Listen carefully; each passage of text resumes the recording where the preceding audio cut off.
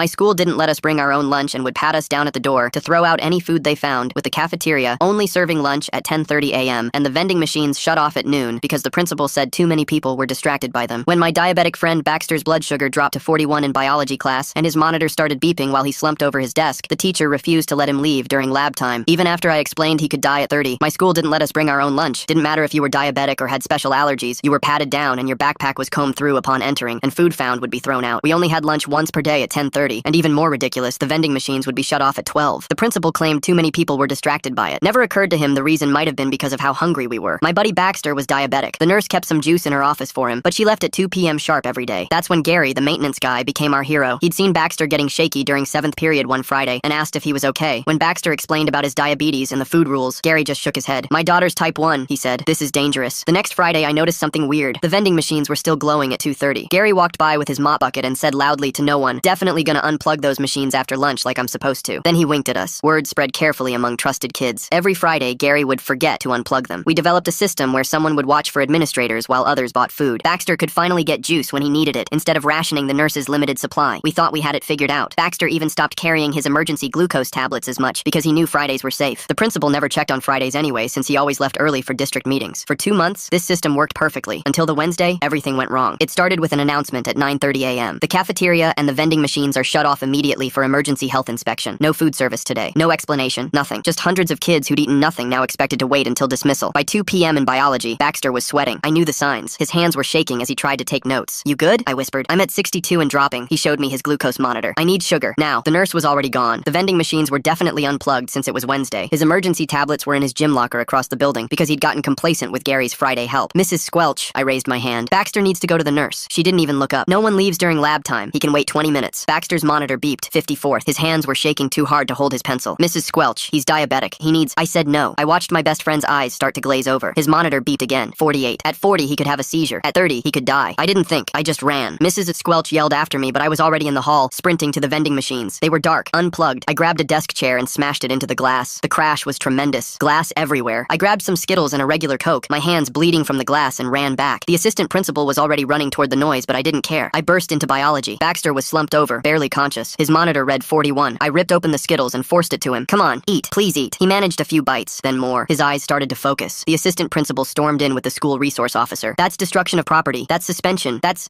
saving his life," I said, watching Baxter's color return. Mrs. Squelch went pale when she saw his glucose monitor. The assistant principal pulled out his walkie-talkie to call the principal, but he wasn't answering. He'd already left for his Wednesday golf game, which everyone knew about but no one was supposed to mention. My parents were called immediately. The principal came back furious about his interrupted golf game and the destroyed vending machine, but Baxter's mom arrived first, and she was scarier. She was a pediatric endocrinologist. "Let me understand this," she said, deadly calm. "You ban all outside food. You serve lunch at 10:30 a.m. You lock vending machines at noon. The nurse leaves at 2. And you think this is safe for diabetic students?" The principal stuttered about policies and procedures. "My son's blood sugar was 41, she continued. "At that level, he could have had a seizure. He could have gone into a coma. He could have died." Other parents started arriving. Turns out Baxter wasn't the only kid with medical dietary needs being ignored. The principal kept insisting I'd face consequences for vandalism. Baxter's mom laughed. "Sue him. I dare you. See how that plays in the news." Friday morning, I was serving in-school suspension when my phone buzzed. Text from Baxter. "Cafeteria closed again. Health department here. My mom's now coming with lawyers and wants you here. Please come." I knew this was about to get crazy. I stared at my phone, reading Baxter's text again. The ISS supervisor, Mr. Daniels, was reading a newspaper and didn't notice. My hands started sweating. Baxter's mom with lawyers meant this was serious. Real serious. I raised my hand. "Can I use the bathroom?" Mr. Daniels barely looked up. 5 minutes. I walked out calmly, then broke into a run once I turned the corner. The cafeteria was at the other end of the building, and I could already hear voices echoing down the hall. Adult voices. Angry ones. When I peeked around the cafeteria door, I saw health inspectors in white coats taking pictures of everything. Baxter stood with his mom near the serving line. 3 people in suits wrote notes on yellow pads. Had to be the lawyers. "Get back to ISS, someone said behind me. The assistant principal, but her voice didn't have its usual edge. "Baxter's mom asked for me," I said. She sighed. "Fine, but you come right back after." The rest of the morning dragged. I kept checking my phone under my desk. Baxter sent updates. They found mouse droppings. Mom's getting angrier. Principal just showed up and started yelling. At lunch, which was just packaged crackers since the cafeteria was closed, Mr. Daniels let me eat in the ISS room. Through the window, I watched parents arriving. More cars kept pulling into the parking lot. Something big was building. Finally, at 3 p.m., Mr. Daniels looked at the clock. "You're done. Don't get in trouble again." I practically ran to the cafeteria. The scene inside was even crazier than this morning. Baxter's mom stood in the middle of everything with 3 lawyers around her. Health inspectors were still there, now with tablets and cameras. And there by the door, in his gray work uniform, stood Gary. I'd heard through the grapevine they'd suspended him yesterday for keeping the vending machines on. Baxter's mom saw me and waved me over. "This is him," she told the lawyers. "The hero who saved my son." Hero? I didn't feel like one. I just felt scared for my friend. One of the lawyers lawyers, a woman with sharp eyes and a tight bun, turned to me. Tell me everything about Wednesday. Don't leave anything out. So I did. I told her about Baxter's shaking hands in biology, how his glucose monitor beeped at 48 then 41, how Mrs. Squelch wouldn't let him leave even when I explained he was diabetic. She said no one leaves during lab time, I explained. Even when I told her he could die, the lawyer wrote fast. And the nurse? Gone. She always leaves at 2 p.m. The vending machines? Unplugged. They only work until noon, except Fridays when Gary would secretly keep them on. Gary nodded from across the room. The lawyer looked at him, then back at me. So you broke the glass? I didn't think about it. I just did it. His monitor said 41. At 40, he could have a seizure. At 30, I stopped. We all knew what happened at 30. The head health inspector walked over to Baxter's mom with his tablet. Ma'am, you need to see this. We all crowded around. The screen showed their inspection results. Failed, failed, failed. Every single line was red. This cafeteria hasn't passed a real inspection in 3 years, he said. They've been filing false reports. He swiped to show pictures. Black mold covered the back wall of the kitchen. A box of milk said 2019. Mouse droppings covered the storage shelves. This is why it kept closing, I said, finally understanding. Not for emergency inspections. They were trying to hide this. The principal stormed in right then with the superintendent behind him. His face was red and sweaty from running. This is a witch hunt, he yelled at Baxter's mom. You're trying to destroy this school because your son. She pulled out her phone and hit play. The principal's own voice filled the room. These diabetic kids need to stop being so dramatic. They can just deal with it like everyone else. The recording was from last month's parent meeting. I remembered Baxter telling me about it, how his mom had been furious. The principal's face went from red to white. The superintendent took a step away from him. That's taken out of context, the principal stammered. The context, Baxter's mom said coldly, is that my son almost died. More parents started arriving. I recognized one mom. Her daughter had severe peanut allergies and had been hospitalized twice this year from bad cafeteria food. She carried a thick folder of medical records. Then another dad walked in. The whole room went quiet. Everyone knew about his older daughter. She died at another school 2 years ago. Same kind of rules, same kind of neglect. He held up a framed photo of a girl who looked just like his son from our grade. Her name was Destiny. She was 13. The lawyers started writing faster. Gary walked over to me and showed his phone. Look at this. A group text with 12 other maintenance workers from different district schools. There's something really strange about a school that searches kids for food like they're entering a prison. I wonder what happened to make them create such extreme rules. Gary keeping those vending machines on every Friday seems risky for a maintenance worker, especially if they were all outside, ready to come in and tell what they knew about safety violations. We've been talking for months, Gary said quietly. After what happened to Baxter, we decided enough was enough. The superintendent tried to leave, but one of the lawyers stepped in front of him. Sir, this is now a federal disability discrimination case. The ADA requires you to provide reasonable accommodations for students with medical conditions. You might want to stay. He sat back down, pulling out his phone to text frantically. A school board member arrived, Mrs. Chen, who I recognized from her campaign posters. She pulled the principal aside, but we could all hear pieces of their conversation. Multiple lawsuits, criminal negligence charges. Knew about this for years. The principal kept saying he just followed district policy, but Mrs. Chen pulled out her phone and showed him something. His face went even paler. These are emails, she said louder now, not caring who heard. You got safety warnings. You ignored them. You marked them as resolved without doing anything. At 5:30, they called an emergency assembly. The whole school packed into the auditorium. Parents filled the back rows. The superintendent stood at the podium, looking like he wanted to be anywhere else. Effective immediately, he said. The principal is taking administrative leave while we investigate these serious allegations. Some kids started whispering. A few parents clapped. The assistant principal took the microphone next. She looked scared but determined. Starting tomorrow, the vending machines will operate all day. Students may bring their own lunches. We'll have food trucks in the parking lot until the cafeteria passes inspection. The room erupted. Kids cheered. Parents nodded. I saw a girl crying with relief, but I kept watching the principal, standing in the corner. He stared at me with pure hatred, like this was all my fault, like Baxter almost dying was less important than his career. Saturday morning, I got to school early to help set up the food trucks. News vans were already there. Channel 7, Channel 4, even CNN. Reporters talked to parents while cameras rolled. Baxter's mom stood in front of the main entrance, perfectly composed despite probably not sleeping. Jefferson High has systematically violated the Americans with Disabilities Act, she told the cameras. They've endangered children with medical conditions. My son's blood sugar dropped to 41 while his principal played golf. This isn't just negligence, it's criminal. Gary stood behind her in his work uniform. A reporter asked him why he helped students. My daughter has type 1 diabetes, he said simply. I know what it's like to worry every day if your kid will come home safe. These children were dying slowly, and nobody cared. I did what any parent would do. By noon, the food trucks were serving real food. I watched kids eat like they hadn't seen food in months, which honestly wasn't far from the truth. Baxter checked his blood sugar after eating a proper meal. 95. Perfect. A girl brought her own lunch for the first time all year without fear of it being thrown away. She showed me her EpiPen. I can actually carry this now instead of hoping the nurse has one. Kids kept coming up to thank me, but it felt weird. I didn't want to be a hero. I just wanted my friend to not die. Monday afternoon, I was in chemistry when the new intercom system crackled. Please send the following student to the principal's office. My name, of course. But when I got there, the assistant principal, now interim principal, didn't look angry. She looked tired but hopeful. I want you to join a new student safety committee, she said. We need students who aren't afraid to speak up when something's wrong. Only if Baxter can join too, I said. And Gary, she smiled slightly, already invited them. Wednesday morning brought more news. The state announced they were investigating all district food policies. 17 schools had the same dangerous rules. The same company ran all their cafeterias. The same violations appeared everywhere. Baxter's mom's lawyers were now representing families from all 17 schools. The lawsuit grew from a local issue to a state crisis. Friday came with a different kind of drama. The principal returned to clean out his office, escorted by security. I was walking to English when we passed in the hall. He stopped and looked at me. You ruined my career over some candy bars. I met his eyes. Baxter almost died. You ruined your own career. Security Gary moved him along, but he kept looking back at me with that same hatred. That afternoon, good news finally. Gary was back at work, officially this time, but not just as maintenance. His new title, Student Health Advocate. The district created the position just for him, with a raise and an office near the nurse. He set up a medical station with glucose tablets, EpiPens, inhalers, and other emergency supplies. Everything a kid might need fast, no questions asked. It's not perfect, he told me while organizing supplies, but it's a start. Monday rolled around with another surprise. Mrs. Squelch pulled me aside after biology. I need to apologize, she said. I was so focused on following rules that I forgot why I became a teacher. To help kids, not hurt them. She opened her desk drawer. It was full of juice boxes, glucose tablets, and granola bars. I know the warning signs now, she continued. I've studied every medical condition my students have. It won't happen again. I wanted to stay angry at her, but she looked genuinely broken by what almost happened. Wednesday was our first safety committee meeting. I expected maybe 5 kids. 12 showed up. We sat in a circle and started listing every dangerous rule. No water bottles during tests, even 3-hour standardized ones. No bathroom breaks without a pass, even for kids with medical conditions. Emergency exits locked during school hours. The list went on and on. The interim principal took notes on everything. We'll address each one, she promised. Friday night was the school board meeting. The room was packed with parents. Standing room only. Local news cameras lined the walls. A letter from the district's insurance company got read first. They would drop coverage unless all safety violations were fixed immediately. No negotiation. Fix it or lose insurance, which meant the school would have to close. For once, parents who usually fought about everything agreed. Fix it. Now a student stood up during public comment. His dad stood beside him for support. My sister Destiny was 13, he said, his voice shaking. She was in math class at another school with the same rules. Her blood sugar crashed during state testing. The teacher wouldn't let her eat her glucose tablets because of test security. She had a seizure. She went into a coma. She never woke up. The room was completely silent. A few parents were crying. Every rule that keeps kids from food or medicine is a potential murder, he continued. You all have blood on your hands. He sat down. Nobody applauded. It was too heavy for that, but everyone understood. Saturday morning, the board voted unanimously. All food restriction policies ended immediately, district-wide. 3 administrators who knew about violations but covered them up were fired. The cafeteria company's contract was terminated. People clapped this time, but Baxter's mom stood up. This is a start, she said, but the lawsuit continues until we see real, permanent change. Not promises. Change. Monday brought news that spread through school like lightning. The principal had tried to get a job in another district, but Baxter's mom's lawyers contacted them with information about the criminal investigation. His job offer vanished the same day. He's radioactive, Baxter told me at lunch. No district will touch him now. Wednesday, things got more serious. The state attorney general's office started a criminal investigation. We all got letters saying we might be called as witnesses, but the real shock came when they revealed why the principal fought so hard to keep the current food company. He was getting kickbacks, money in his account every month that matched what the company saved by serving garbage food. I knew it, Gary said when he heard. The math never made sense. Good food doesn't cost that much more than what they served. Friday, I sat in a small room with 2 investigators. They recorded everything. I told them about the vending machines turning off at noon, the nurse leaving at 2, the principal's golf schedule that everyone knew but couldn't mention, kids fainting from hunger, Baxter rationing his glucose supplies, another student hiding rice cakes in her saxophone case. They asked about Gary too, but I made sure they understood. He was the only adult who tried to help. He risked his job every Friday to keep kids safe. He's a hero, I said. The principal is the criminal. Monday evening, we watched the news at Baxter's house. Breaking news tonight. 5 district officials arrested in food service fraud scheme. They showed the principal being walked out of his house in handcuffs. Then 4 others we didn't recognize. District administrators who'd been stealing from the food budget for years. That's why our cafeteria was so bad, Baxter's mom said. They took the money meant for food and maintenance. The principal's lawyer appeared on screen, claiming his client just followed orders from higher up. But then they showed emails where the principal organized the whole scheme. Wednesday brought our new principal. Dr. Williams walked into her first assembly with confidence. She was younger than the old principal, with kind eyes and a slight limp. My son has type 1 diabetes, she said as her opening. He's 8, so I understand what you've been through. She laid out new rules, simple ones. If you need to eat, eat. I'm really curious about how the principal thought he could hide those kickbacks from the food company. Did he really think nobody would notice the bad food was connected to extra money in his account? The way, doctor, if you need medicine, take it. If you need help, ask. Your health comes before any rule, any test, any class. Period. Kids actually applauded a principal. That was a first. Friday was almost normal. The new cafeteria was open. Turned out another company could renovate it in just 3 days when properly motivated. Real food, multiple options, an allergy-free section for kids with restrictions. The vending machines hummed all day. The nurse worked until 5 p.m. now. It felt like a different school, but not everything was better. Monday morning, Baxter wasn't at his locker. I found him in the bathroom, sitting on the floor against the wall, shaking. His glucose monitor showed 98, totally normal, but he was crying and couldn't catch his breath. Hey, what's wrong? I sat down next to him on the gross bathroom floor. I can't stop shaking, he said between gasps. My brain thinks I'm dying, but my blood sugar is fine. My therapist says it's PTSD. I didn't know what to say. We sat there until the shaking stopped, missing first period completely. Nobody came looking for us. The new rules meant students could take care of themselves without permission slips. Wednesday afternoon, Gary started something new, a support group for kids with medical conditions. We met in the old detention room. Seemed fitting somehow. 15 kids showed up. There was the girl with the peanut allergy, a boy with epilepsy, a girl who needed insulin shots. Kids I'd never known were struggling because they'd hidden it so well. We all survived something we shouldn't have had to survive, Gary said. Now we help each other. We went around the circle, sharing our worst moments. The boy with epilepsy talked about having a seizure during PE, while the teacher yelled at him to stop faking. The girl with diabetes showed scars from where she'd hidden insulin needles in her socks. Everyone had stories. Friday, Mrs. Squelch surprised us all. She asked to be our support group advisor. I need to make this right, she told us. Then she turned to Baxter in front of the whole biology class. I will regret not helping you for the rest of my life. I'm sorry. sorry. Baxter nodded but didn't say it was okay, because it wasn't okay, but at least she was trying. 2 weeks passed with a weird kind of normal. Then Monday morning brought news that made everything real again. The principal's criminal trial was starting. Baxter had to testify first. His hands shook as he sat in the witness chair, describing how his brain started shutting down, how he knew he might die because of a vending machine rule. I remember thinking my mom would find me dead at school, he said. The jury looked sick. Tuesday was my turn. The defense lawyer tried to make me look violent for breaking the vending machine. You destroyed school property, he said. To save a life, I answered. The prosecutor showed my clean record and Baxter's glucose reading of 41. Would you do it again? She asked. Every time. Wednesday, Gary took the stand. He showed logs of 17 safety complaints he'd filed over 2 years. Everyone marked resolved by the principal with no actual changes made. I was ordered to unplug those machines at noon, Gary said. I knew it could kill students. I did it anyway for months because I needed my job. I'll never forgive myself for waiting so long to act. The principal's lawyer objected to everything, but the evidence stayed. Friday, the jury came to our school. They saw the broken vending machine, still not fixed. The glass still there. Evidence now. They saw the nurse's office that used to close at 2. They saw the condemned cafeteria, the principal's old office with his golf trophies still on the shelf. One juror shook her head when she saw the cafeteria. Even fixed up, you could see where the black mold had been. Monday, more parents testified. The mom of the girl with allergies could barely speak, describing finding her daughter unconscious after eating contaminated cafeteria food because outside food was banned. The dad who lost his daughter was worse. He held up pictures of her funeral and just cried. Several jury members wiped their eyes. Wednesday, the defense tried to save the principal. They said he just followed district policy, dealt with budget cuts, tried to maintain order. Then the prosecutor showed his bank records. Deposits every month that matched what the food company saved by serving garbage. Money straight to his personal account. The principal's lawyer asked for a break. When they came back, he looked defeated. Friday afternoon, closing arguments. The prosecutor reminded everyone that Baxter was 9 points from death while the principal played golf. 9 points. The defense argued this was scapegoating one man for system-wide failures. The jury left to decide. We waited. Monday at 4 p.m., after 6 hours of waiting, they called us back. Baxter's mom held Baxter's hand so tight her knuckles were white. Gary paced by the door. My stomach hurt. Guilty on all counts. The principal's face went completely white. Criminal negligence, theft, falsifying safety reports. He faced real prison time. Baxter's mom cried. Gary nodded slowly. I felt relief, but no happiness. This wasn't something to celebrate. A week later, Monday morning, the civil lawsuit settled. The families would split $3.2 million. But more important were the required changes. New policies, safety audits every month, emergency training for all teachers. Real change finally, written into legal documents. Wednesday at lunch, school felt almost normal. Kids ate when they needed to. Baxter kept glucose tablets right on his desk. The girl with allergies brought her allergy-free lunch without hiding it. But we all remembered. We all knew how close we'd come. Friday afternoon, Dr. Williams started something she called Wellness Wednesdays. Students could come talk about any health needs without judgment. 50 kids showed up to the first one. I looked around that room and saw how many kids had been suffering in silence, afraid to speak up about basic human needs like food and medicine. 2 weeks later on Monday, Gary got called to the main office. We thought something was wrong, but Dr. Williams was smiling. The state wants to give you an award, she told him, for moral courage in education. Gary shook his head. The real heroes are the kids who survived despite us adults failing them. But when they gave him the award at an assembly, everyone stood and clapped anyway. He deserved it. Wednesday afternoon, the principal got sentenced. 3 years, 2 suspended. He'd serve 1 year in minimum security prison. Outside the courthouse, he still claimed he was a scapegoat. Baxter's mom told the reporters standing there, 1 year for almost killing children. The system still protects its own. Monday after the sentencing, something unexpected happened. Other schools started calling, asking for help reforming their policies. They wanted to avoid their own lawsuits. Baxter and I made a presentation about medical warning signs. We'd become experts on neglect without meaning to. Now we taught adults what they should have already known. Wednesday, we visited another middle school. A girl in the back raised her hand. What if our principal won't listen? Baxter answered without hesitation. Document everything. Tell your parents. Call lawyers if you have to. And if someone's dying, break whatever rule you need to break. Suspensions heal. Death doesn't. The teacher looked uncomfortable, but she didn't disagree. Friday morning brought the biggest news yet. The governor signed Baxter's law requiring all schools to accommodate medical dietary needs and keep nurses until dismissal. At the signing ceremony, Baxter had to speak. His voice was steady this time. No kid should have to choose between going to school and staying alive. This law shouldn't even be special. It should just be common sense. The governor shook his hand. Cameras flashed, but Baxter looked tired, not triumphant. Monday afternoon, we tried to return to normal teenage life. Baxter joined the debate team. Turned out nearly dying made him less afraid of public speaking. I focused on my grades and started working on college applications. The girl with allergies started a cooking club for kids with dietary restrictions, teaching safe recipes. We were trying to just be kids again, but we couldn't forget. Wednesday, Gary's daughter visited from college. She was studying to become a pediatric endocrinologist like Baxter's mom. Dad called me crying when Baxter almost died, she told us. He said he couldn't let another parent lose their diabetic kid. That's when he decided to risk his job. Gary looked embarrassed, but we understood. He'd been a dad first, employee second. Friday in biology, Mrs. Squelch assigned an essay about when breaking rules is justified. She looked right at me when she explained the assignment. Sometimes breaking rules is the most moral choice you can make, she said. I wrote about that Wednesday, about choosing friendship over authority, about how a vending machine mattered less than a human life. She gave me an A+